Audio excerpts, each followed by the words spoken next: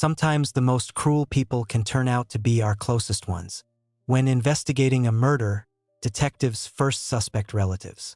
On the morning of April 29, 2023, a call rang out in Police Department Number 5 in Rostov.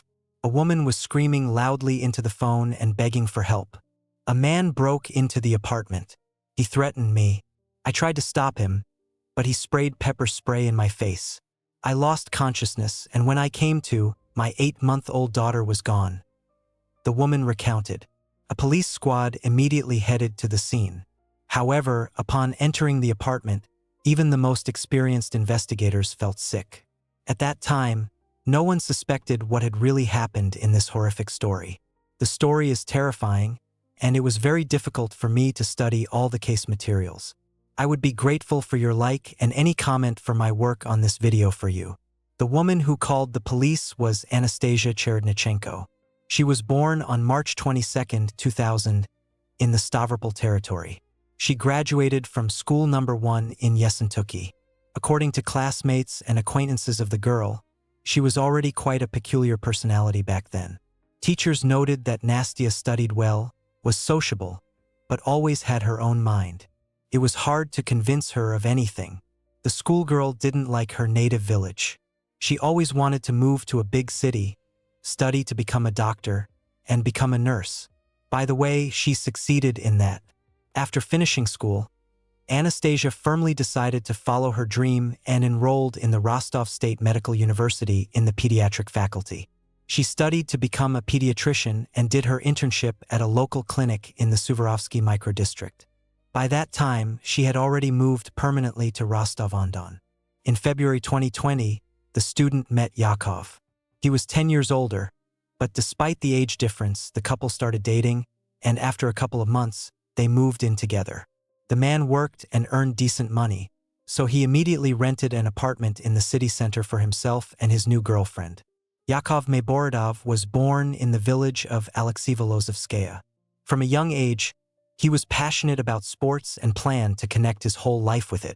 But it didn't work out due to an injury, after which his parents were against his sports achievements. Relatives and acquaintances spoke well of the teenager, calling him determined and ambitious. After finishing school, the guy enrolled in a management specialty. Over time, he got a job as a manager in one of the Rostov companies. Despite excellent success at work, sales eventually bored him, and he decided to try himself in a real estate agency. After working at the new place for several years, Yakov decided to open his own business. In January 2022, Yakov learned that Anastasia was pregnant. Although the couple hadn't planned to have children, they took the news calmly. They didn't plan to officially get married even after the child's birth. In June 2022, Nastia finished her session in the 5th year and took an academic leave to give birth. In September, a beautiful baby girl was born. The couple had a daughter. A few days later, Nastia was discharged. Yakov came to pick them up with a big bouquet of flowers and a toy. At that moment, it seemed that the family would live happily ever after. However, not even a couple of months passed before family life turned into hell. Everything changed drastically. The head of the family's business wasn't taking off at all. There was no stable job. Savings were running out. After discussing all possible options, the couple came to the conclusion that Nastia should get a job, and a nanny would look after the child. And they found a nanny for the baby, of course. The woman was named Lyubov, but there were still no funds to pay for her work, so the parents decided to deceive her.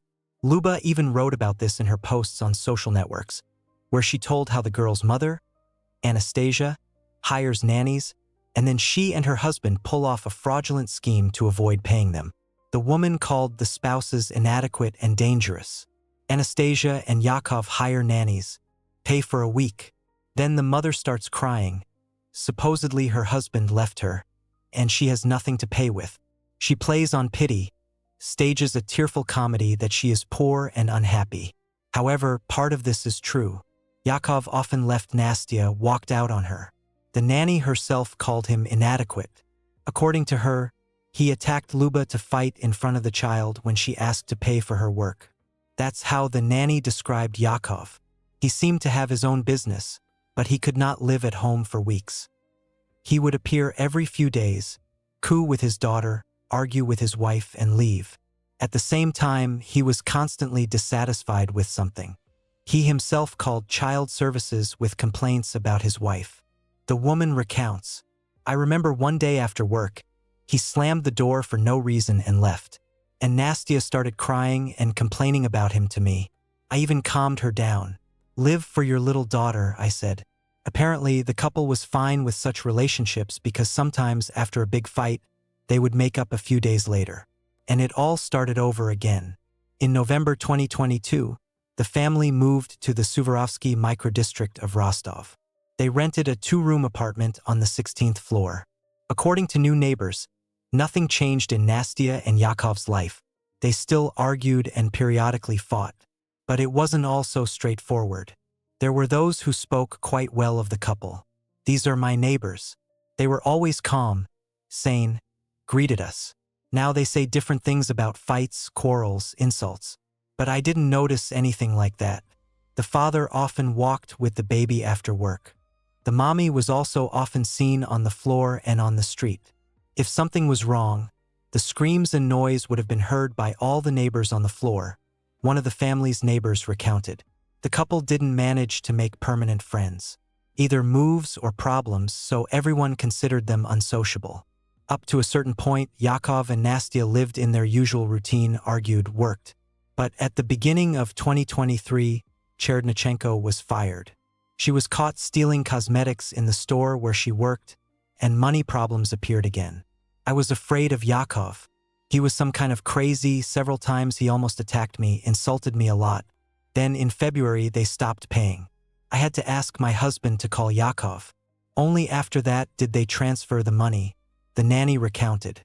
The woman seemed to know that this family's story wouldn't end well. When the family was left without a nanny and without the possibility to find a new one, Nastia had to take care of the child herself. Apparently, at this moment, the parents started to feel anger towards the child because they couldn't calm her down, and the girl constantly cried. Often, the child's cries were drowned out only by the parents' screams. The man complained that Anastasia wasn't coping with her maternal duties. However, he wasn't in a hurry to help her. And on April 28th, another quarrel became fatal. That day, the cause of the scandal was jealousy. The man knew that Nastia continued to communicate with a former colleague. According to Yakov, the man showed attention to his cohabitant. "I was holding the child in my arms. My husband was yelling. Then he started showing aggression, waving his arms and legs. He accidentally hit her. The girl fell. Our daughter started having convulsions. I put her on the bed. I'm a medic. I knew it was already over. She couldn't be helped. So I decided to relieve her of her suffering and covered her with a pillow so she would stop breathing," Anastasia later recounted during interrogation. The parents knew that they faced prison for this, so they decided to hide the traces of this horrific crime. But the method was even more horrifying. Of course, YouTube won't allow me to describe in detail what happened, so I'll tell it only superficially. The girl was carried to the kitchen, where they tried to chop her up using 6 knives. According to the criminals, the knives were dull, and it was decided to pass the parts through an electric meat grinder. The couple succeeded. They put part of the made minced meat in the freezer and planned to bury it in the park in a couple of days. According to Yakov, Nastia came up with such an idea.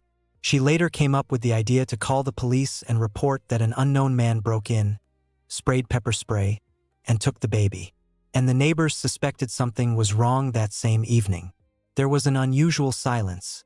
No sound came from the apartment. It was suspicious because the child often cried. There were screams, quarrels, something rattled. And here it was dead silence, a neighbor recounted, who learned what happened there the next day. When the parents realized that the child's disappearance would definitely be noticed, they decided to call the police themselves. Nastia called. On the phone, she told an incredible story. Supposedly, in the morning, there was a knock at the door. She looked through the peephole and there was a man standing there. She thought it was her husband and opened the door. At that moment, the unknown man burst into the apartment, sprayed pepper spray in her eyes. Nastia lost consciousness, came to a couple of hours later, and the child was nowhere to be found.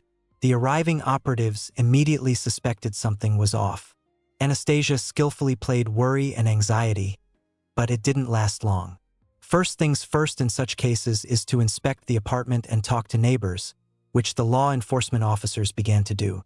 The neighbors said a lot about the scandalous couple, so they started inspecting the apartment more carefully. Once I hear her screaming, "Help! They're killing me! Help!" If I didn't know them, I would have run. But I knew, and my son came. I say, "Look, don't get involved." Then after about 15 minutes, silence, as if they made up again, another neighbor shared. And literally after 20 minutes, the horror of the law enforcement officers knew no bounds. In the freezer, the operatives found that very minced meat, and next to it, the remaining parts of the 8-month-old daughter. In the apartment, the security forces found traces of blood, and in the kitchen, several knives, an axe, and an electric meat grinder with traces of the girl's tissues. The remains were carried out in 13 bags. According to the preliminary statements of the spouses, after the police left, they planned to take out the daughter's remains and bury them in the nearest forest belt. The mother calculated that they would write a missing person report, and that would be the end for them. The parents were immediately detained. Anastasia was in the apartment, and Yakov was detained on the street. They were charged with murder, and they were immediately taken for interrogation. The forensic medical examination established that the baby died from asphyxia, in other words, from lack of air. The experts also established that the child could have been saved when Yakov supposedly hit the girl, but the parents decided that it was already impossible to save her. During interrogation, the spouses said that they had quarreled again that day. The man stated that Anastasia was a bad mother and cheated on him. In a fit of rage, he supposedly often beat her. That day, he hit her with all his might with his foot, but missed, and the daughter took the full blow. The blow was strong. The parents determined that she couldn't be saved and suffocated her. Considering the audibility in the high rises of Suvorovsky, the neighbors couldn't have not heard the child's screams and cries, but all as one were afraid to go to the ill-fated apartment. Residents of Suvorovsky organized a memorial in memory of the baby at the entrance, where they bring flowers and toys. But the opinions of those who were still acquainted with them turned out to be completely opposite. Some called Yakov and Nastya an adequate couple. Others said that they endlessly argued and fought. And child services employees often came to their apartment, whom the father of the family called himself. According to the testimony of a neighbor from the landing, Nastya was afraid of her husband. She often ran out of the apartment with the child in her arms when he was out of his mind. Almost everyone was sure that the couple was insane, although they clearly tried to hide the traces of the crime, which means they realized what they faced for it. They made minced meat from their own daughter not because they were insane, but because they were afraid to end up behind bars. The examination confirmed the sanity of the couple. Neither Yakov nor Anastasia suffer from any diseases or disorders. Initially, during interrogations right after detention, the spouses gave confessions, but over time, during the investigation, they retracted their words and began to blame each other. So, according to Nastya's latest version, Yakov suffocated the daughter while she was taking a shower. Upon returning, she noticed that the child was covered with a blanket and the girl's face color was unnatural. The woman also saw small spots on the face. On the child's neck, there was a stripe resembling a strangulation mark. I asked why he did it, but I didn't get an answer, the girl continued. He said that now I must help him, otherwise he would kill me too. He said he needed to leave and show up on cameras in the city for an alibi, but he promised to return. Then, according to the accused, the spouse took her apartment keys, phone, and left. According to Anastasia, all this time she was in a state of shock and tried to come to her senses with medication. Already at home, he undressed to his underwear right in the hallway and put on slippers. Then he allegedly took 2 knives from the kitchen and went to the bathroom. Anastasia claims that he dismembered the limbs alone and only asked her to bring a bowl. Then he supposedly started grinding the meat himself, and she held bags ready for the minced meat at that time. The girl claimed that she was not involved in the massacre. She only later helped her husband get rid of the body. Yakov says that he was not at home during the crime. Supposedly, when he left the apartment, his daughter was still alive. Later, he learned from the police that the child was missing. The man stated that at the time of the crime, he was at work. This is evidenced by the surveillance camera footage. Entering the office, he stayed there until night. Anastasia believes that the man could have left the office through the back door, where there are no video cameras. Thus, he provided himself with an alibi. As the examination showed, the baby was killed approximately from 4 p.m. to 7 p.m., but the exact time could not be established. Yakov did leave the house, but at 5 p.m., that is, according to the state prosecutor's version, after the crime had already been committed. The case, which without exaggeration shocked everyone who heard it and me personally, went to court in April 2024. Now I suggest each of you write in the comments what punishment, in your opinion, these people deserve. And how much they were ultimately given you will find out a little later. Anastasia's lawyers, there were 2 of them, insisted that the girl herself did not realize what she was doing, as she was under prohibited substances, which were ultimately found in her blood, albeit in very low content. The same line of defense was wanted by Yakov's lawyers. There were also 2 of them.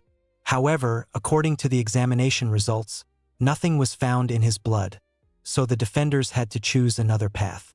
At one of the courts, they stated, "There is no Yakov's DNA on the meat grinder and knives. There is only Anastasia's DNA there." Also, Yakov left the apartment on April 28 at 5 p.m., while the experts could not establish the exact time of his daughter's death. Based on this, the prosecution cannot prove his involvement in the crime, the man's defenders stated. The prosecutor's office requested 20 years of strict regime for Yakov and strict regime for Anastasia. The accused decided that they had a better chance of leniency if their fate was decided by a jury. At the session, the jury was shown that very electric meat grinder through which the parents passed their daughter. In addition, a bowl in which the baby's remains were also found was classified as material evidence. Also shown were various types of kitchen knives and scissors with which the limbs were separated. The jury was also shown Yakov's house slippers. It was on them that blood stains were found. However, whose they were could not be determined. When the accused themselves described the events of that horrific evening, some of the jurors could not hold back tears from horror.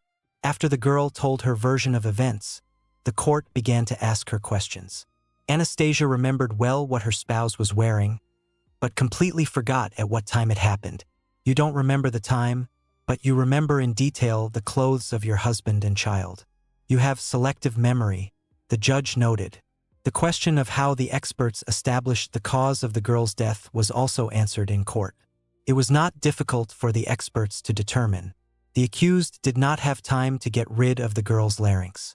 When examining it, specialists found swellings that indicated that the daughter was strangled. According to experts, physical pressure was applied to the girl's neck, compression with some hard object which could be hands, a rope, or something else. As a result, swellings and hemorrhages formed in the larynx, which could only be antemortem. The version of a craniocerebral injury, which both parents referred to during the first interrogation, when the father allegedly kicked Nastia but hit the daughter's head, was also excluded. The examination of the skull showed that there were no blows to the external hairy part of the head, no consequences of blows on the internal surface of the skull, no damage to the brain membrane, which should have occurred with such blows. A full description from the criminal case materials I cannot voice here for you. For all those who want to tickle their nerves, I will post the description in the Telegram channel. On October 2, 2024, the jury unanimously found the parents guilty. After that, Yakov received 15 years of strict regime and Nastia 13 years of general regime. Yakov's mother has her own version of what happened. She is very worried and does not believe that her son could commit this monstrous crime. In Tatiana's opinion, the daughter-in-law is to blame for everything. Scandals had gone beyond the family before, but everything ended normally. My son is not guilty of anything. He would never have allowed all this. Never in his life. Never. My son had appealed to guardianship before that. He called the precinct officer. He recorded beatings. He called doctors. He would never harm his child. He didn't just love her, he adored her. He trembled over her, Tatiana assures. Yakov's lawyers are still filing appeals and claim the innocence of their client and pressure on the jury that made the decision. Anastasia did not file an appeal, considering the verdict fair. On January 29, 2025, the Third Appellate Court in Sochi found no grounds for reviewing the case and left Yakov's sentence unchanged.